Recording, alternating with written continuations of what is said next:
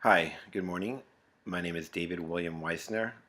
I'm a philosophy instructor from New Paltz, New York, and I'm doing a series of lectures on different subjects in philosophy, in religion, and sociology. And today's topic is sex. And sex is probably the most important topic in society today because sex is our innate need, our need to be touched, our need to be fulfilled, our need to have orgasm in order to find peace within ourselves and enlightenment, because sex is a spiritual institution. And sex has been perverted by the church, by the Muslim religion, by all Western religions, really.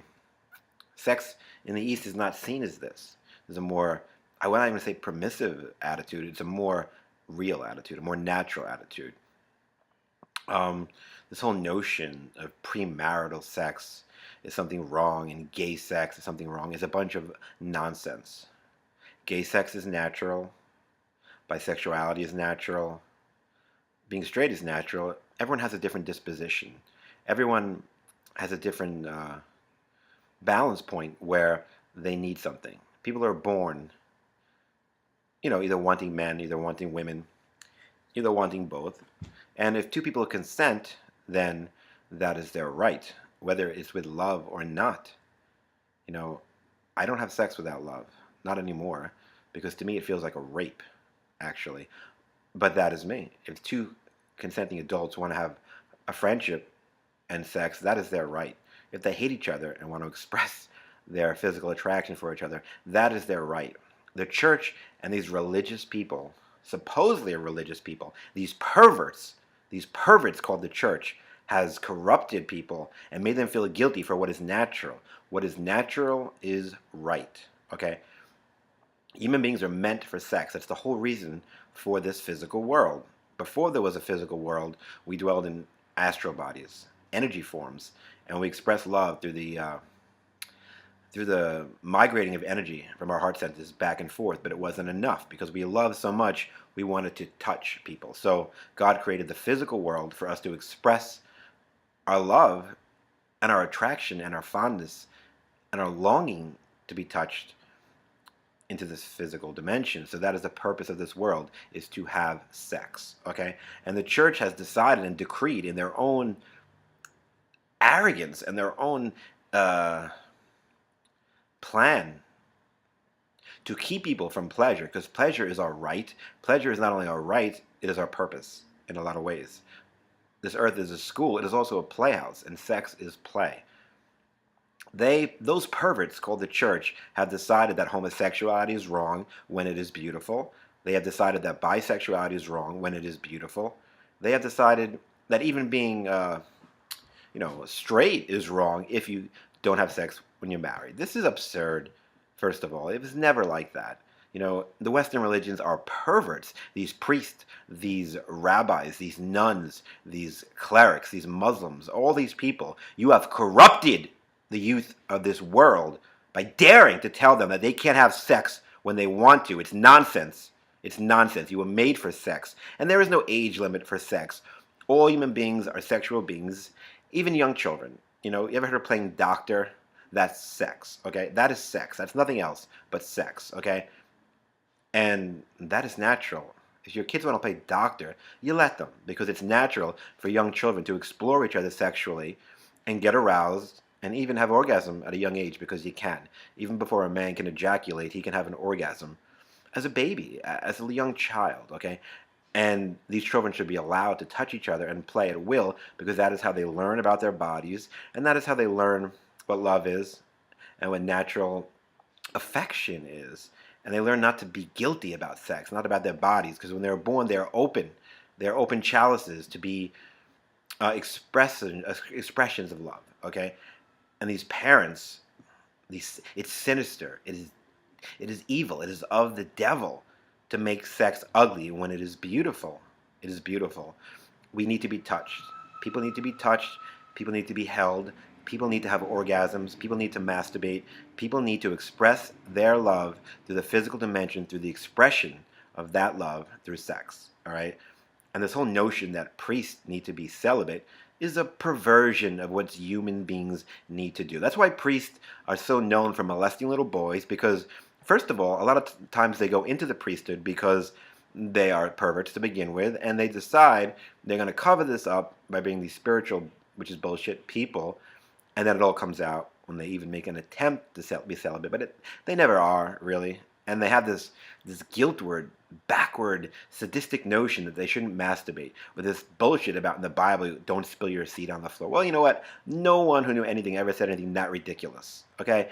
That was just put in there by assholes, basically, to make you not pleasure yourself when you need to pleasure yourself. A man needs to ejaculate, his prostate needs to be worked in order to be healthy. That's why there's a high incidence of prostate cancer among priests and monks, all right? Because it's absurd. You need to ejaculate, you need to come. You need to feel actually good mentally, you need to have orgasms. And there are a lot of women, especially young women, who can't have orgasms and they suffer.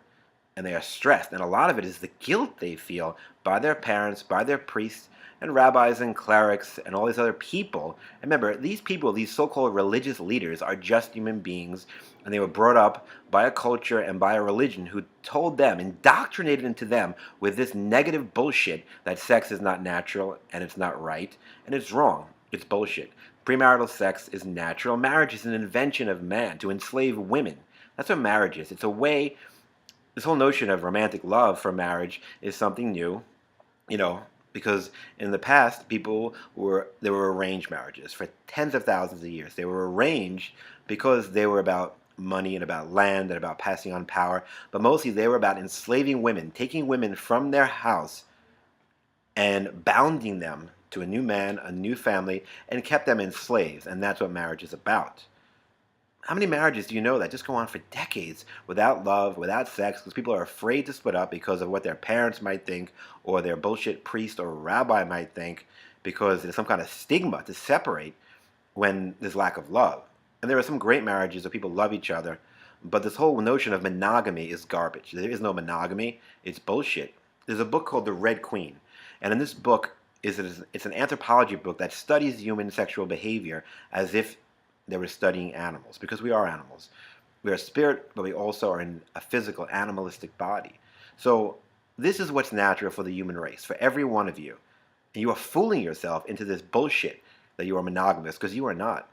Okay? What's natural and what goes on throughout the world forever is that most human beings want one mate, one soulmate, to express themselves, and then they want other people instead. And they want other people to talk about and enjoy themselves. Because these people are not monogamous. This is nonsense, all right? So human beings were made to have, or most of them, were made to have one general partner, one best friend and partner, and then lots of other affairs. And this is what birds do. There's a myth that birds are monogamous, and this is not true.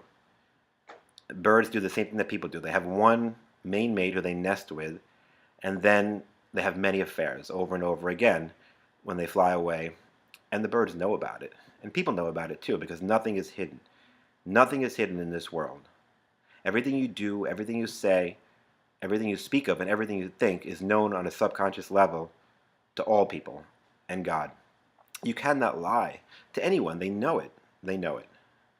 And not only do they know it, you know it, and then you're made to feel guilty by doing what is natural, which is cheating on your husband or wife or spouse. Because that is what's natural. That is what human beings do. That is what birds do. No one is monogamous. You might try, but you're tempted. You want your wife's best friend or her sister, and you think about this and you masturbate to it constantly, and you get obsessed with people because that is natural. No one is monogamous. It's a lie. Because you fantasize about other people, you think about other people, you desire other people, and you might not act on it, but you want it. And that's just the truth. There is not one person on this planet who's monogamous, not in reality. Because even if you make a pretense of it and think you're such a good person that you're not going to cheat, you think about it. And if you think about it, you have cheated. Okay?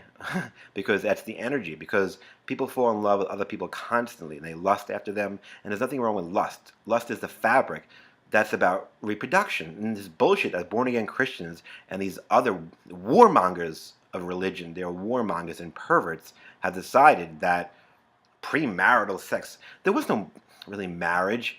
Animals don't get marriage, they just fuck, all right? And the reason they do this is because that's what's natural. That's what's natural, to procreate with the rest of the species, because sex is about love, and love is beautiful, and it's better, in my world anyway, to have sex with love. And I don't have sex without love. But there's nothing wrong. But I didn't know, I wasn't always like that. And it's fine. It's fine not to have sex with love. But it's about touch. It's about people. If you're not touched, you're going to wither and die. There's an experiment that was done by anthropology students and psychology professors, and this is the experiment. They took monkeys who were babies, and this is another perversion, to experiment on animals, you know, to be so arrogant, to hurt animals in the name of science.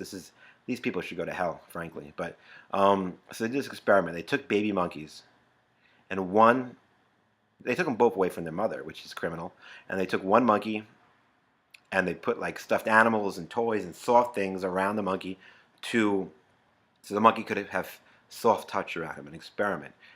And then they took another monkey and left him alone, without touch, without friends, and they watched them grow up. So the monkeys that had touch and physical affection were kind of normal and well-adjusted. The monkeys that were left without touch were psychotic, angry, insane, and had to be put to sleep.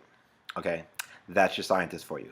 Thank you, assholes, for torturing sweet little animals in the name of something that is obvious, which is that people need to be touched. And if you are not touched, if you are not hugged, if you don't have sexual relief, you're going to be psychotic in some way. And it's going to fisher off into different aspects of your life. Because if you show me a man that's not having sex, I'll show you an angry man.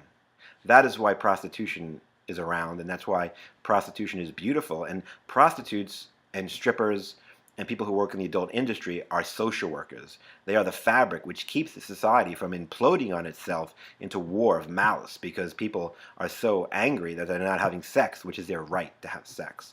So prostitutes are actually better than doctors, better than social workers, better than teachers, because they keep people from acting out, from raping, from getting into fights, from going to war. Because without sex, we wither and die emotionally, okay? So prostitutes forever have always been there as a safety valve to protect society from falling into ruin, because there are a lot of men who can't find a woman, or in bad marriages and don't want the social stigma of leaving their wife. So they have sex with prostitutes. Sometimes they just hug prostitutes and just tell them their story because they need someone to listen to them and touch them. But these prostitutes are stigmatized by society as being Untermensch, lowlifes. And this is one of the worst crimes and one of the perversions of the Catholic Church, which has done more evil than any institution on this earth, which is obvious. And the other churches and religions, so-called religions, which are all religions of Satan, if you ask me, because they have corrupted human beings into thinking that sex is something to be ashamed of and something wrong. And this is an abomination before God, because God has given us sex to express it. And God has sex. Jesus had sex. This is nonsense. Jesus grew up in a time of great sexual permissiveness. This is Rome. We're talking about the Roman Empire. And Israel was part of the Roman Empire for hundreds of years. And it was not repressed at all. There was orgies. The prostitutes were part of the temple hierarchy. You go to the temple to find a prostitute. There was courtesans. There were bathhouses. It's nonsense. This is Rome. This is Caesar. This is orgy city. And that was Jesus' time. And Jesus had a wife, Mary Magdalene, which is obvious. And he had affairs and orgies, and he was a womanizer. He was Solomon in another life. So this absurdity that the church has made this man celibate is an abomination toward Jesus and toward everyone. And God has sex. Who is God? He's Zeus of the Greek myths. He is Indra, of the father of the gods in Hindu mythology. And he has sex all the time. Why would God create a physical world and not enjoy it? Why wouldn't he take pleasure? In Greek mythology, Zeus turns himself into swans, into rodents, he has sex with animals. He does everything he wants because God is lustful, because he's supposed to be, because he wants to express himself sexually. And the fact that why does people think God is an atheist? Because it is to be asexual is to be an atheist. And there maybe is a tiny fragment of people that actually don't desire sex, and that is their right. But it's a tiny little mutation in people. It's very rare that people actually don't desire sex. And if you're a monk, if you're a Buddhist monk, you can convince yourself that you don't need it. And minds could do anything. You could, in Buddhism, they tell you, if you're lustful and you want to be a monk, picture people as bones and skin and bones and blood vessels, because that's going to take you out of your sexual element. And this is a sacrilege. The Buddhists have it completely wrong. Buddha was not celibate. He had a wife and kids, and then when he left to find enlightenment, he might have been celibate for a period of time, but he wasn't after that, because he was enlightened. And no truly enlightened man can renounce sex. It's absurd. He chose the middle way, the middle road, which is not abstinence. That's nonsense. And Jesus was not abstinence. He masturbated. He had sex. He probably had homosexual experiences too, especially as a youth, which is natural. Almost everyone has had some kind of gay experience as a child to experiment. But then we're socialized out of this bullshit and maybe feel guilty for what is natural. Okay? People have to experiment. People have to express themselves. Most women are bisexual. Not all. Most of them are and are very attracted to women, at least have crushes on them. And this is obvious, and young people today are finally opening up their eyes to see what is natural. Gays aren't hated so much in the United States right now because people have fought. Harvey Milk, all these people have fought to reverse this sadistic, animalistic urge to hate gay people when they're beautiful and natural. They want gay marriage. Well, I think they're better off without marriage, because marriage is an evil institution that controls people through violence, through this oppression, through this. Because if you cheat on your wife, well, then you're excommunicated from society and looked down upon, when it is natural to cheat on your wife or a girlfriend and boyfriend, because this is what's natural in the human animal. We play the Red Queen. We want, most people, this is not me, but most people want one mate, one main squeeze, and then lots of affairs, because this is also how genetics work, and there are things genetically that happen, like when a man impregnates a woman or ejaculates into a woman, and then another man comes later and do that. There are a lot of things going on. These sperm will actually fight the other sperm, and goes on, because why does this happen? Because your body knows that other men are ejaculating inside your wife. So this is a system of dominance where the male sperm will fight the other sperm, or lend like a blockage to this, because this is what's natural. It's supposed to happen, And this illusion of monogamy is nonsense. And it doesn't mean you can't be in love. You should be in love with your wife or spouse or partner, because love is beautiful and love is what it's all about. Now, I'm a polyamorous person, meaning I have many loves, and I love them all truly and completely and wholly with my mind, body, and soul. And each person that I love, each woman that I love, is special to me in her own way. And it's not about sex, not at all. I've had affairs with women for years without having sex with them, because it wasn't about that. It was just about touch and love and hugging and kissing, which is more important than the actual act of fornication. So my life is filled with love and sex, but it's not about the sex. There are people, I've courted women for months and months without even kissing them, because it wasn't important, because it was about love, and I was just happy to be in their presence, and that makes me happy. So, but not everyone is like this, but to an extent. But what is natural in the human experience is to have one main squeeze and then many other loves, many other affairs. And if you look at history, if you look at the animal kingdom, this is what happens. Monogamy is a myth, and if you believe in it, you're lying to yourself, because probably last night you were fantasizing about your wife's best friend. So that's not monogamy, is it? It's not. If you fantasize about it, it's because that's what you really want, and that's what you're supposed to have, And these social structures will put in to stigmatize people, and not only to stigmatize them, to keep them in control. Why are they in control? Well, the powers that be wanted all the women for themselves, right? These kings and queens, and they wanted thousands of women for themselves, so they would make people be monogamous, the peasants. Why? So they could have the women for themselves, so they wouldn't have 20, 30 wives or husbands or group marriages, or, one person might be married to 3 women, or 3 women might be married to 2 men, and this is natural. There's all kinds of group spiritual bonding that happens. And, we have made sex unnatural. We have made it ugly when it is not. It is beautiful, and it is an expression of love. It's an expression of love. And I believe sex should be done with love. I only do it with people that I love. And I think I have one night stand in my entire life, and it made me feel ugly and guilty and horrible, and I hated the girl for it because it wasn't with love. So it was disgusting to me, disgusting, and I never saw her again. So sex with love, I believe, in my opinion, is the highest form of physical expression. But there's no reason why people can't have sex without love if that's what they want, if they're friends. We talked about that. But and there's so many other things. Like there are actually three sexes. There's male, there's female, and there's hermaphrodite. And a hermaphrodite is a human being, a woman born with a penis, okay, and a fully working vagina and sexual organs of both man and female. And these people are capable of intense pleasure, of amazing pleasure, orgasms, double orgasms, clitoral, vaginal, G-spot, and a man orgasm. So these people have more pleasure than anyone.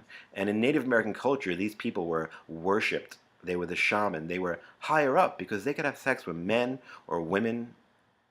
They could masturbate twice at the same time. These people are amazing people who have such luck to be born with this kind of aptitude for pleasure. But in Western society, here we go, this Western Christian arrogant bullshit, they massacre and maim and crucify these people by cutting off their dicks or sewing up their pussies. And what does this do? Brings these people into chaos, because what would you feel like if your sexual organs were cut off?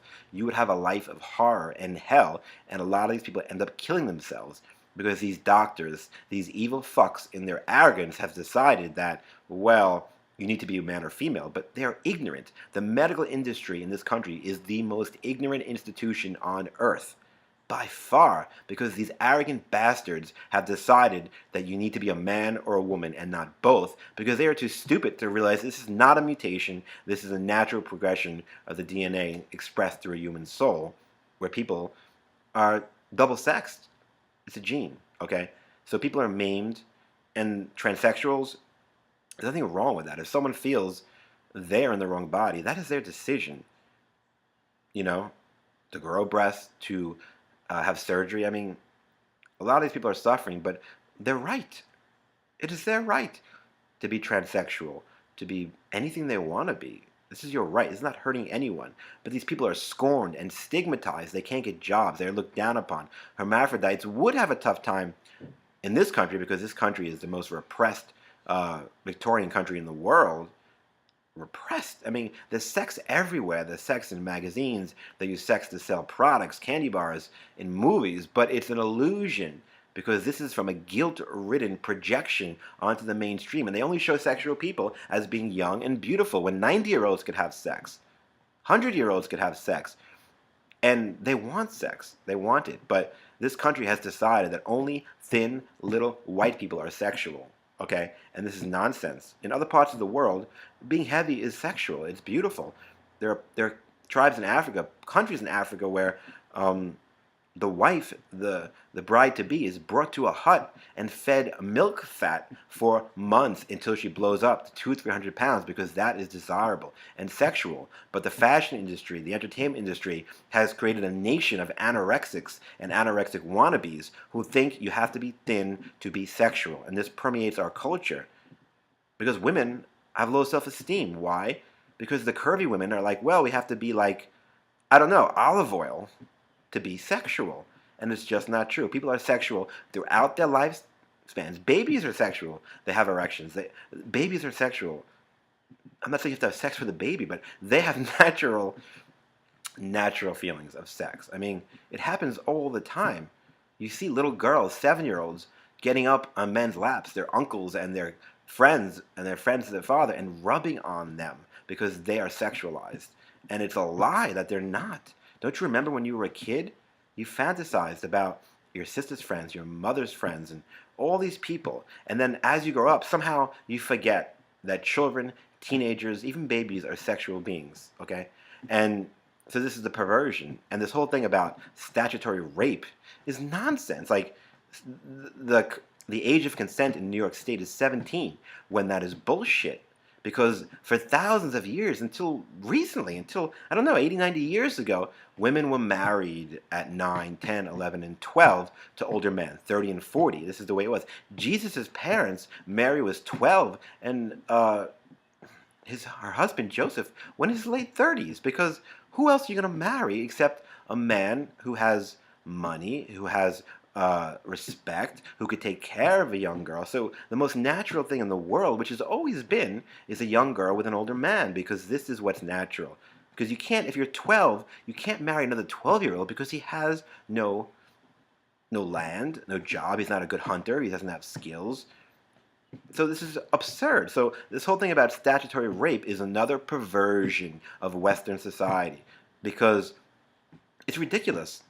You know, it's ridiculous. Women, as soon as they can have babies, as soon as they have hit puberty, are ready for sex. Okay, and this is natural. And this whole thing. I mean, this football player, Mark Sanchez. This is the most absurd thing, and it's typical of the Victorian repressed attitudes that are going on in this country. He's 24 years old, and he had a 17-year-old girlfriend or an 18-year-old girlfriend, and they are castigating him for what?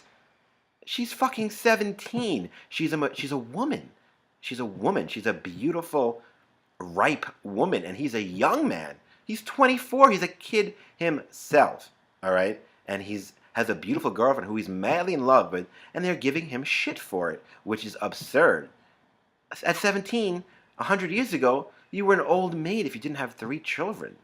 You know? The people have forgotten this. This is what's natural. It is natural for a teenage girl to be with an older man, or another teenage boy, or a younger boy, you know? It's anyone. It is love. If you fall in love, you're in love, you know? When a woman is pubescent, when she reaches puberty, she's ready for sex, okay? With anyone she chooses. It could be Hugh Hefner at 90, because he is a kind man. Why do they love Hugh Hefner? People say, oh, because of his money. That is nonsense. Money helps, because a woman naturally wants a man with authority who can protect her, who can care for her and her children. So this is why men of power and of stature get many young girls, because it is natural for men to look at and love young girls because they are beautiful and they have childbearing hips. And women at their sexual prime are teenagers, as far as receptivity, as far as ready to have children. Fertility, that peaks in the teenage years, you know?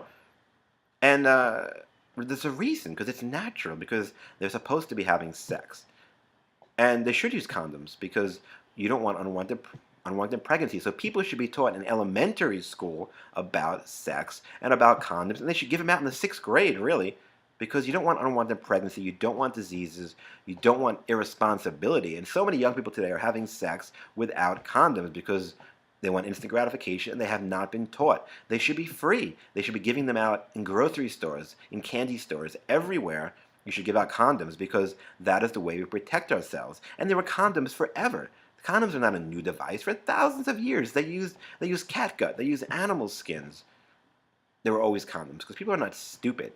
2,000 years ago, people were not stupid. They know where babies come from. They know it's from ejaculation to a woman, so they wore condoms. That's an old school thing, you know? Condoms should be given out, and this Catholic Church has decided in their perversion that they decided people shouldn't wear condoms, and they would rather them get AIDS and die a horrible fucking death, or get herpes, or have unwanted pregnancy, than wear a condom. That's why the Church, the Catholic Church in particular, is the most evil institution on this earth.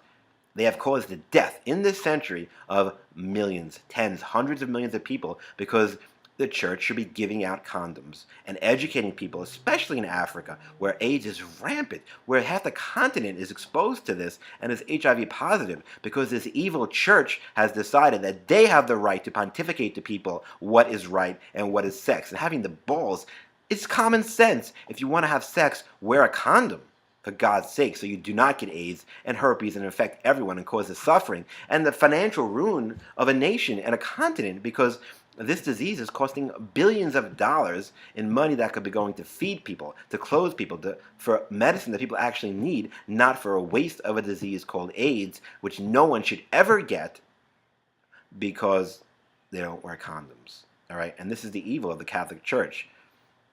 I don't know many other religions who don't preach that. I don't know much about the Muslim religion. I don't know. But if they do preach that, they're wrong. Muhammad was a womanizer. Muhammad, he was married to a 9-year-old girl, and everywhere he went, he seduced women, and he loved them. He was a lover, like Casanova. Muhammad, and this religion also has been perverting people for years with this nonsense, first of all, about chastity and abstinence, which is crazy because Muhammad was a womanizer. It's in the Quran. I think he had 5 official wives or something like that, and he had thousands of lovers, and so did Jesus. So did Jesus, had thousands of lovers. Why? Because he was a charismatic man. He was a beautiful man.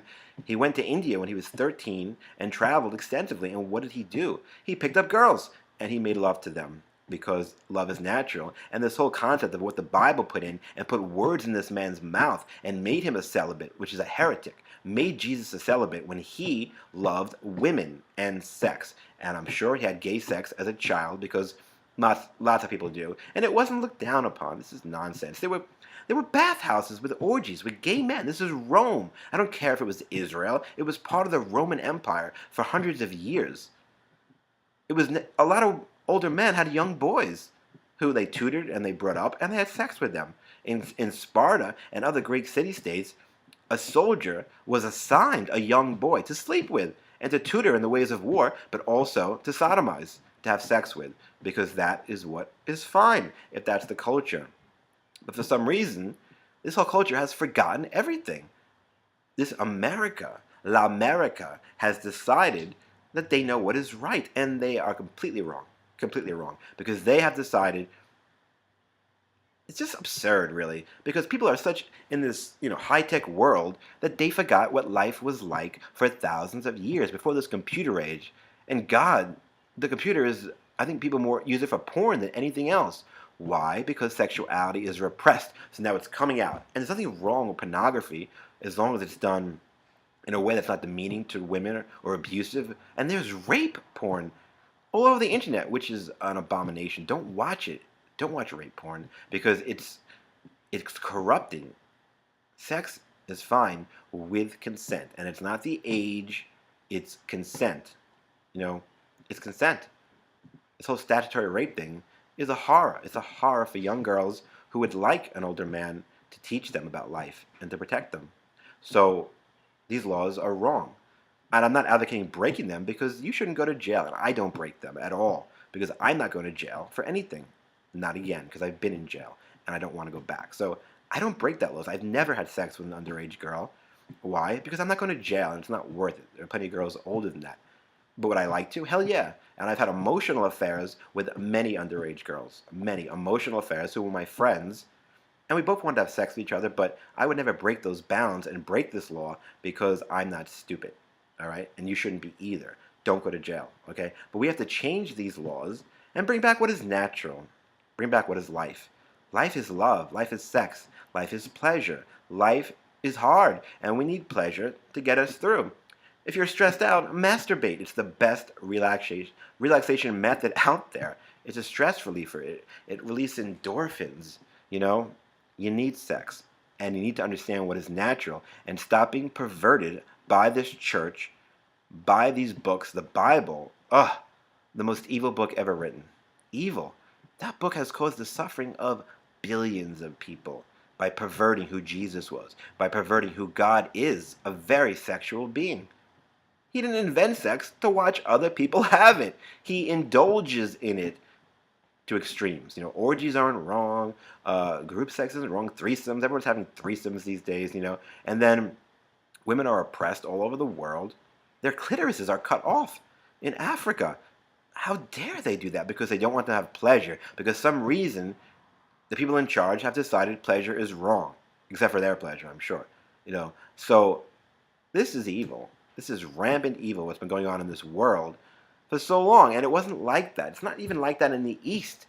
In India, there are arranged marriages still, and there is a lot of evil in the caste system, which is kind of fading. But the Kama Sutra is from India. Tantric sex is from India. Right? Because in the old days, people weren't hung up on this Western bullshit religion which oppresses people, keeps them down, and decides that sex is wrong. So that's the end of this lecture, and I hope it has enlightened you and woken you up. And if you don't like what I have said, I don't care. I'm here to teach you something, not worry about your anger or your attitudes. I don't care what you think of me. I really don't. I'm trying to educate you on what is natural and what is right. So go out and have sex with someone today. And you enjoy that. Have a beautiful day.